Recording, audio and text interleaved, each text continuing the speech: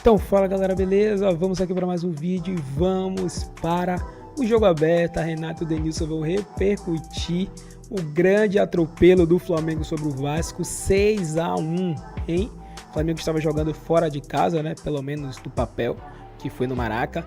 E o Flamengo atropelou completamente o time vascaíno, né? Que teve a estreia do seu treinador ali.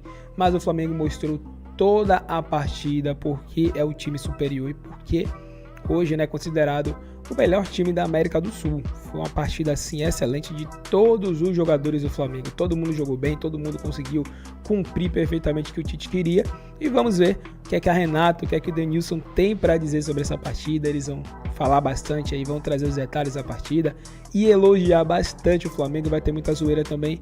Então deixamos aqui os créditos para o jogo aberto, o link na descrição. Pedimos a você que nos apoie, deixando o seu like, se inscrevendo, ativando o sino, o seu comentário ou o seu valeu demais aí também, que é muito bom. Tamo junto e vamos agora assistir a esse corte. Para quem se deu bem no final de semana, tanto quanto o Real Madrid, ó, Flamengo, Dedê deitou pra cima do Vasco, 6-1, era a estreia do técnico Álvaro Pacheco no time vascaíno e a equipe do Tite, o Tite não era retranqueiro, hein?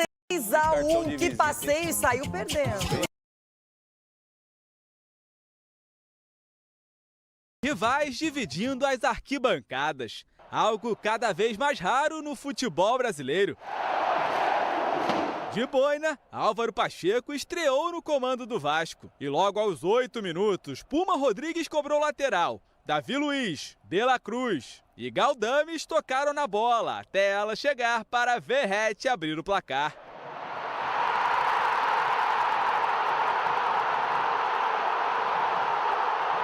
Aos 28, começou o pesadelo Cruz Maltino. Maicon saiu jogando errado. Arrascaeta ajeitou e Everton Cebolinha, sem deixar cair, bateu no canto para empatar.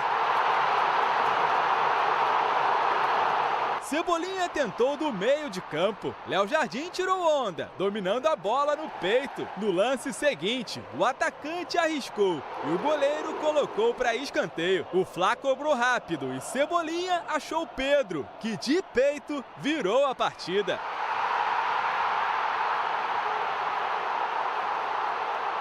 Em mais um lance de escanteio, Cebolinha mandou na área e Davi Luiz, sozinho, fez o terceiro. Para piorar a situação dos vascaínos, já nos acréscimos do primeiro tempo, João Vitor acertou esse carrinho em De La Cruz. E depois do VAR chamar, o árbitro Braulio da Silva Machado decidiu expulsar o zagueiro. Após a revisão, foi constatado que o atleta, número 38, atinge seu adversário com uso de força excessiva, a sola, acima do tornozelo. Cartão vermelho. Na etapa final, o massacre continuou. Logo aos 6 minutos, Pedro tocou, Arrascaeta ganhou de Léo e cavou para marcar o quarto. Depois foi a vez do uruguaio fazer uma jogadaça, passando por 3 defensores para deixar Bruno Henrique na boa para ampliar.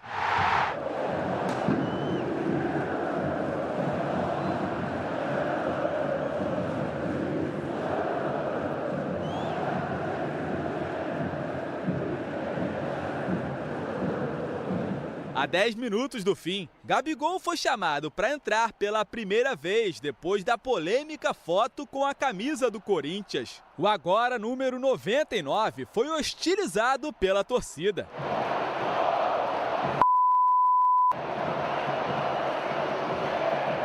Mas no último lance do jogo, recebeu de Wesley para dar números finais à partida.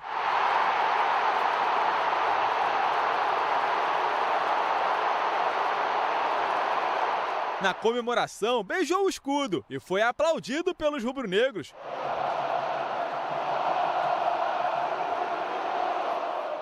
Clima de festa com 6-1 no placar. Uma goleada que vai ser assunto por muito tempo. Se tornou a maior do Flamengo sobre o Vasco em toda a história do Clássico dos Milhões. Fazer parte da história sem dúvida nenhuma, motivo de orgulho para qualquer jogador de futebol e hoje a gente sai daqui muito feliz, principalmente pela retomada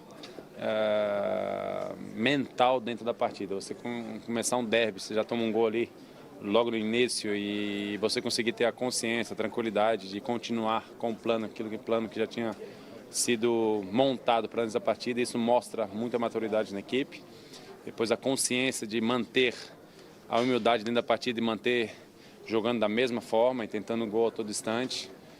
Sem gracinha. Resultados que colocam o rubro-negro na liderança do Campeonato Brasileiro. A temporada não acabou, mas a gente se encontra agora num momento muito mais coeso e muito mais consistente do que aquilo que a gente vinha apresentando há um mês atrás. Já o português Álvaro Pacheco viu que vai ter muito trabalho. Apenas 1 ponto separa o Vasco da zona de rebaixamento. Acho que hoje, sem dúvida nenhuma, aquilo que eu tenho que dizer é pedir desculpa nos olhos.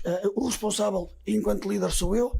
Agora também já falei isso aos meus jogadores, é sentirmos esta derrota, que foi um peso, foi algo que nós não queríamos nem pretendíamos, mas temos de ter agora a noção do que é que nós temos de fazer para nos tornarmos mais fortes. Bom, tá aí pro Álvaro Pacheco a pior estreia possível, uma goleada histórica. Esse dia 2 de junho de 2024, retorno da Série A vai ser marcado por essa goleada, não é? 6-1, o Flamengo começa perdendo, toma o gol do Verratti e aí o Cebolinha aparece, na minha opinião, um cara que se destacou demais no primeiro tempo especialmente, e já consegue empatar, aí vem Pedro, aí vem Davi Luiz.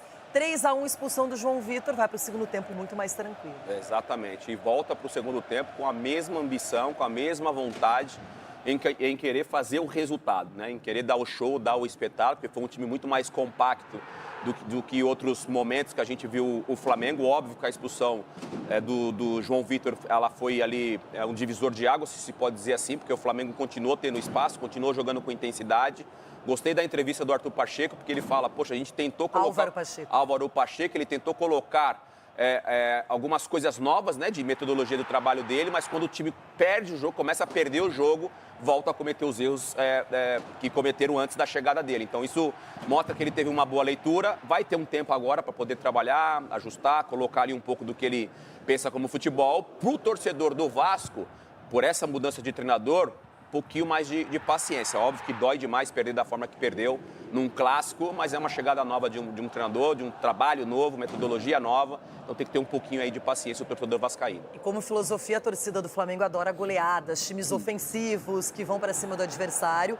E o Davi Luiz foi muito feliz quando ele disse que mesmo tomando um gol do adversário, eles não abandonaram o plano, o que tinha sido planejado para essa partida. E aí o Flamengo foi para cima. Vimos no final das contas o Gabigol também, no apagar das luzes do jogo, fazendo o 6º gol. E ele que entrou em campo finalmente, depois da polêmica com a camisa do Corinthians, foi vaiado, muito vaiado, na entrada no gramado. Mas na hora do gol, aí a torcida se divide, comemora, tem uma idolatria por ele. Então, ele sabe que vai ter que aguentar por um tempo essa pressão e até definir primeiro a situação dele lá no CAS, no Tribunal da FIFA, e depois para ver se continua ou não no Flamengo. Vai oscilar esse sentimento do torcedor com o Gabigol, né? A gente falou aqui, Loirão, da resposta que ele tem que dar é dentro do campo, é jogando, aproveitando as oportunidades, seja, enfim, como titular, como reserva, que hoje a realidade do Gabigol é ser reserva do Pedro. Ele entra, o jogo praticamente já resolvido. Também acho que o Tite coloca ele em campo justamente porque o resultado já estava feito, já estava pronto, por isso dá a oportunidade para ele sentir também esse termômetro, porque ele não tinha sentido aí do termômetro do torcedor jogando no Maracanã, e ele sentiu que não tem ali uma unanimidade por mérito dele, né? Ele que construiu esse sentimento negativo hoje com o torcedor. Agora resta o tempo, tendo a oportunidade de dar a resposta dentro do campo para tentar reconquistar o torcedor flamenguista. E falando nisso, Marcos Braz comentou sobre a questão da renovação ou não do Gabigol e ainda tinha uma expectativa de venda do Fabrício Bruno. Não aconteceu. Assuntos para Marco Braz. Vasco e Flamengo. Temos personagens do jogo? Então vamos lá. Acho que a dimensão a gente não tem, a gente estava muito focado pelo trabalho, por continuar mantendo a performance, mesmo tendo sofrido gol. Foi a primeira virada nossa esse ano. Sim. Então, manter o equilíbrio, conseguir construir a nossa vitória e sempre a gente preza muito de buscar o próximo gol, né? De não acomodar, de continuar. Também por o ano passado a gente ter chegado na reta final, olhando para uma questão de saldo e vendo que era uma dificuldade para nós como equipe também tirar um saldo devido à pontuação. Podia chegar à pontuação, mas o saldo era muito distante. Então, o nosso pensamento foi muito pensando a longo prazo do campeonato e o próximo gol e continuar performando. Assim. Talvez daqui a um tempinho a gente consiga olhar para trás dessa maneira que tu falou e ter esse prazer de ter esse grande dia, desse grande jogo. Este resultado aconteceu, o responsável sou eu enquanto líder, enquanto treinador. Foi um resultado que nós não queríamos, que nós não pretendíamos. Acho que aquilo que foi também os primeiros minutos daquilo que nós fomos capazes de realizar, acho que o Vasco até, olhando um bocado aquilo que foi o jogo, nós até entramos muito bem, entramos a equilibrar o jogo, a controlar o jogo, fomos capazes de marcar um gol e tivemos situações para poder fazer o segundo, mas depois quando sofremos um gol a equipa perdeu um bocadinho aquilo que é o controle emocional, culpa minha, por isso é que o que eu tenho que dizer aos torcedores é pedir desculpa. Professor Pacheco pedindo desculpa para a torcida do Vasco. Desde aquela entrevista do Josh Wander, da 777, lá em março de 2022, o Vasco só ganhou um jogo do Flamengo. Naquela entrevista ele disse que nunca mais o Vasco iria enfrentar o Flamengo com desvantagem, alguma coisa... Em desvantagem de orçamento. De orçamento. E de lá para cá foram 8 jogos, com 6 vitórias rubro-negras, 1 empate, 1 vitória do Vasco e a de ontem, histórica, uma goleada marcante, né? 6-1. Sabe quantos gols o Flamengo marcou nesses 8 jogos contra o Vasco? Quantos? 18. Dá uma média de mais de 2 por jogo. Mas 18 mais 6 só ontem, né? O que aconteceu? Lembrando, para a gente falar um pouco do lado do Flamengo, para destacar um pouco. O Flamengo fez 6 ontem, tinha feito 4 no Bolívar, 3 no Milionários. 2 no Corinthians. 2 no Corinthians. O Flamengo tá fazendo gol. Ontem arrebentou a boca do balão. E o Vasco tomou 4 do Criciúma outro dia. Ontem levou 6. Pior defesa do Campeonato Brasileiro. Pior defesa do Campeonato Brasileiro. 17 gols sofridos. E aí, juntou tudo isso e acabou com aquele equilíbrio de rivalidade, ô Dona? Equilíbrio de rivalidade? Há muito tempo não tem esse equilíbrio, né? Essa é a verdade. O Flamengo está em outro nível esportivo. E econômico. Econômico, né, de gestão, de elenco, comissão técnica. O Flamengo vem sendo um protagonista do futebol sul-americano, né? Brigando por todas as taças, levantando muitos títulos. E o Vasco vive uma situação pré-SAF, já no associativo, muito complicada, acumulando rebaixamentos, não conseguindo ser competitivo. Pós-SAF, você quer dizer? Você falou pré-SAF? Já desde a época do associativo, né? Tá, desde antes. Antes da SAF também já era uma situação muito Desculpa. complicada. A gente tem o quê, Breilha? 23 anos aí de um Vasco reconhecível para quem conhece a grandeza e a história do que representa o Vasco da Gama para o futebol brasileiro. Então, assim, essa goleada que a gente viu ontem, a maior da história do Flamengo no Clássico, esse 6-1, ela já estava sendo ensaiada há muito tempo, Abel. Há muito tempo. Se for pegar a história do Clássico, recorte recente, o Flamengo deu algumas goleadas no Vasco. Até com o Sampaoli. Recentemente, no último Campeonato Brasileiro. Quanto foi com o São Paulo? 4, né? 4-0? Não lembro se foi 4-0 ou 4-1, já perdi até as contas aqui.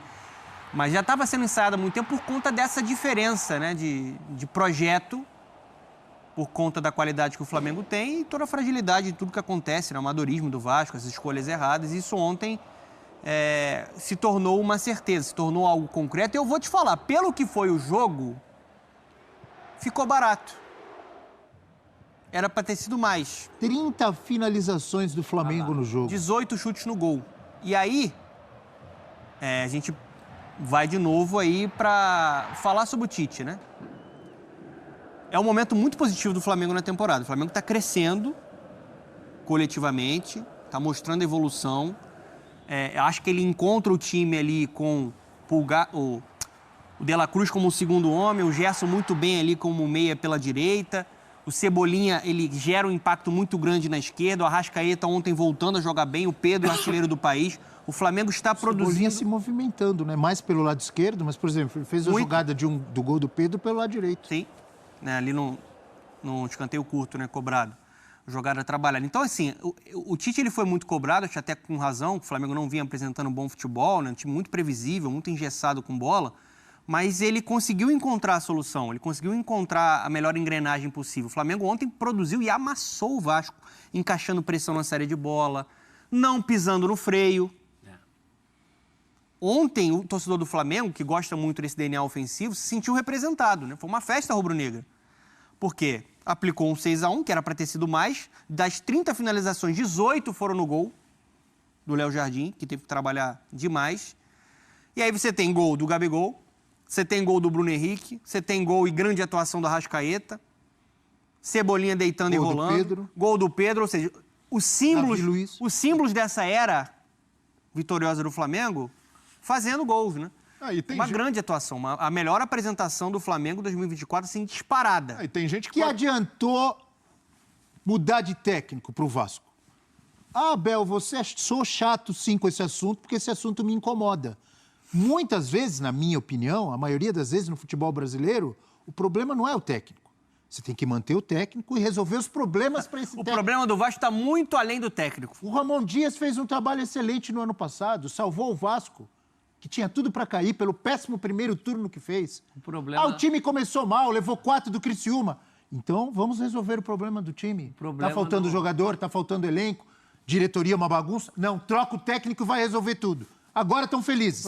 Vitória é a mesma coisa, o Vitória da Bahia. O problema não é o que saiu e também não é o que entrou. Embora eu tenha ficado um pouco assustado na coletiva que o Pacheco deu antes do jogo, nem foi coletiva, foi para a TV Vasco, que ele fala, não, vai ganhar esse jogo quem tiver maior controle.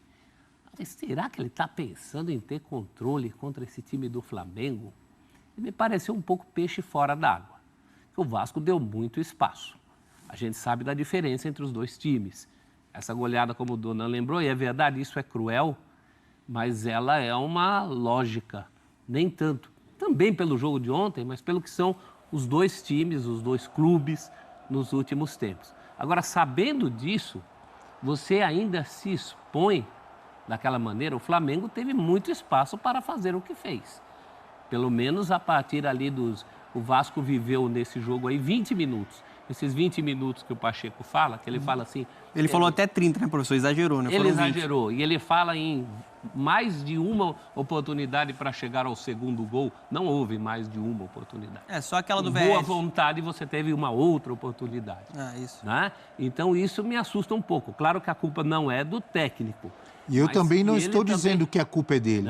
Estou dizendo que a culpa é do sistema, que fica trocando de técnico toda hora, achando que vai resolver. O cara chega perdido, gente. É o sistema que leva alguém a cair de paraquedas num clássico desse, como ele caiu.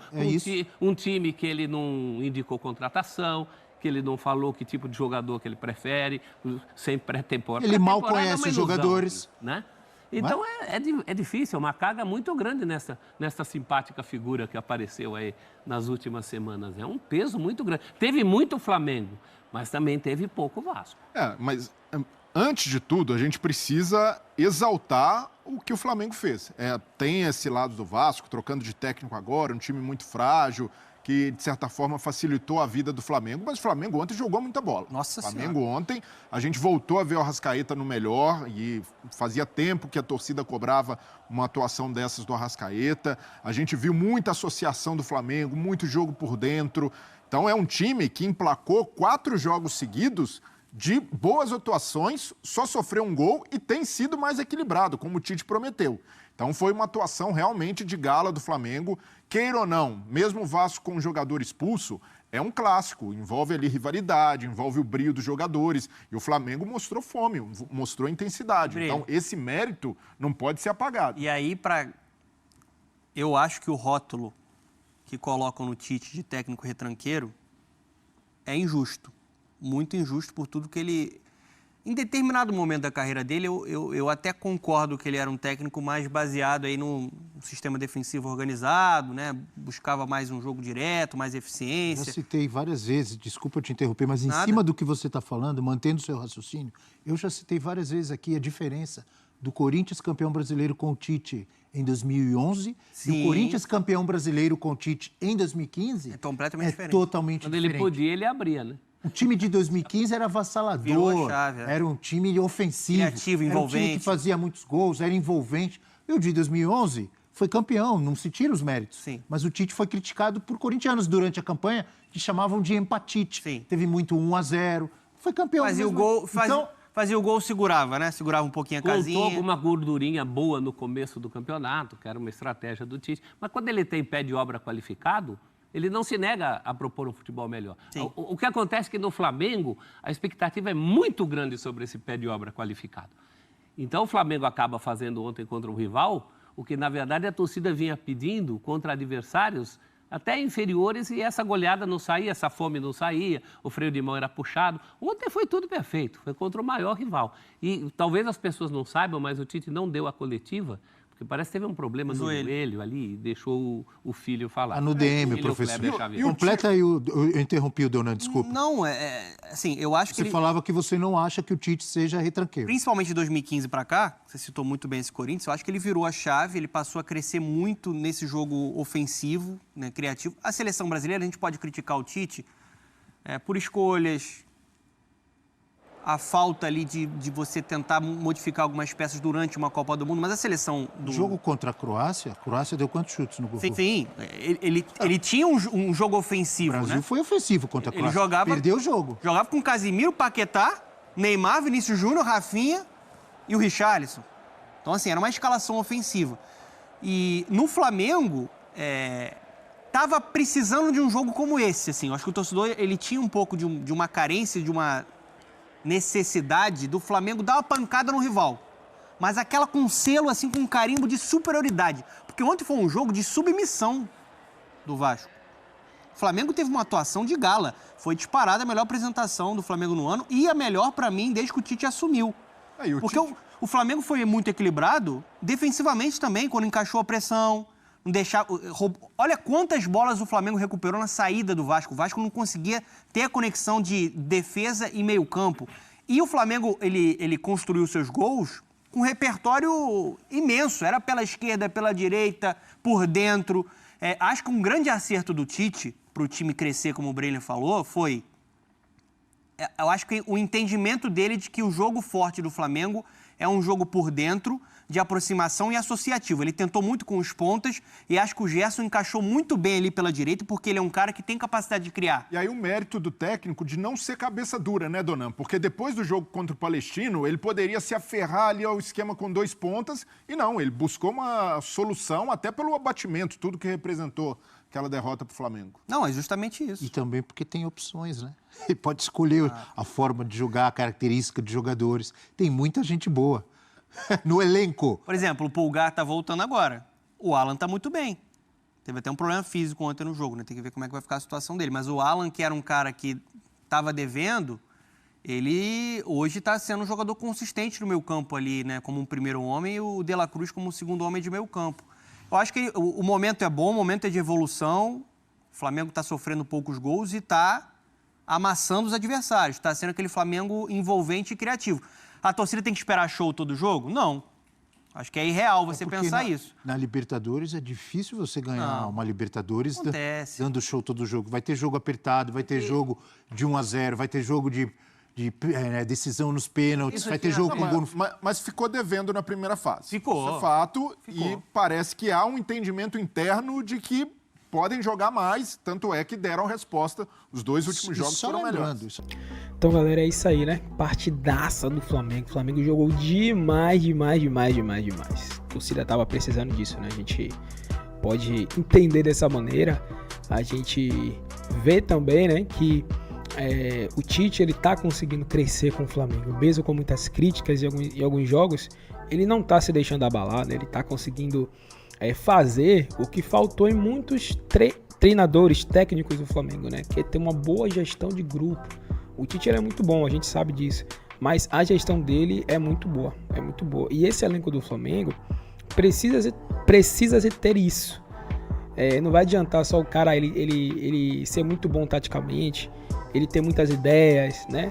Ele ser um bom treinador assim no quesito de armar o time, entendeu? De formação, enfim. Não adianta só isso com o Flamengo. O Flamengo é um time cheio de estrelas, cheio de jogadores que tem muita qualidade e talento. mas que também precisa ser muito bem gerido, porque não dá para jogar todo mundo. Não dá para jogar todo mundo. Então, alguém vai ter que ser titular, alguém vai ter que ser reserva. Só que os reservas precisam estar sempre prontos para entrar. Eles não podem sentir-se menos valorizados. Então, a gente vê que Tite tem um time base titular, a gente sabe disso, quem é o time titular do Tite, né? Ele coloca. Mas ele prioriza sempre meritocracia. Quem estiver jogando bem, vai entrar, né? E os reservas também precisam estar bem fisicamente, né, bem mentalmente para poder entrar, e a gente vê que isso está acontecendo porque Bruno Henrique entrou depois, fez gol, Gabigol entrou depois, fez gol. Os jogadores também que entram depois, eles conseguem manter, né, a mesma pegada ali, o mesmo pensamento, entendeu? Então o Tite está conseguindo gerir muito bem, está conseguindo fazer tudo assim, né? Claro que precisa melhorar algumas coisas, né, com o passar do tempo, a questão mesmo de continuidade, de trabalho assim, né, de jogos bons, ter sequências de vários jogos bons. Tá faltando ainda a gente ver isso aí, o Flamengo fazer vários jogos seguidos bons, né, mesmo às vezes vencendo por placares não tão elásticos, mas jogar bem quase sempre, né, que sempre não vai dar, mas se esforçar para isso. Então, às vezes falta isso e o Tite tá trabalhando, mas foi uma partidaça. Se você curtiu aí, você pode deixar seu comentário, se inscrever no canal, comentar também o que é que vocês acharam, e é isso aí, galera. Esse foi o vídeo, agradecemos a vocês, tamo junto e até o próximo.